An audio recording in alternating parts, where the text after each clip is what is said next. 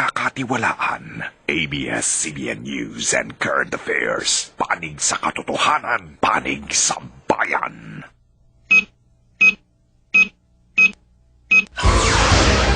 Sa ulo ng mga nagbabagang balita. 4 na brand ng gatas inalis ng Bureau of Food and Drugs sa inilabas nilang listahan kahapon ng mga dairy products na isa sa ilalim sa pagsusuri kung kontaminado ng melamine. DFAD at DTI muling nag-ikot para tiyakin ang pagsunod ng mga negosyante sa kanilang babala.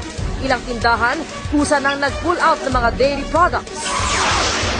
Pamumuno sa PNP, formal nang ipinasa kay Director General Jesus Versosa.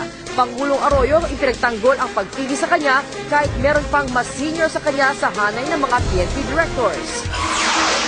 2 taong gulang na bata, tinamaan ng ligaw na bala, balang tumama na iwan pa sa ulo ng bata. Filipino-Chinese businessman na iligtas mula sa kamay ng mga kidnapper. Isa sa mga kidnapper, patay sa enkwentro. At Casey Concepcion at Richard Gutierrez, mainit na pinangkilik sa Vienna.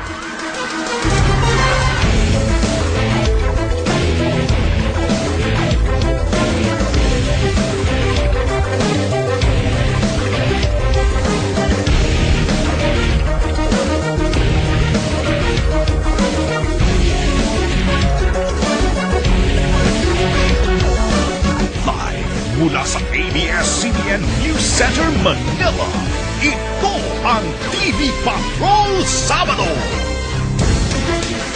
Magandang gabi, Pilipinas. Sa ngalan ni Alex Santos, ako po si Bernadette Zambrano. Narito na ang mga balitang kailangan niyong malaman ngayong Sabado.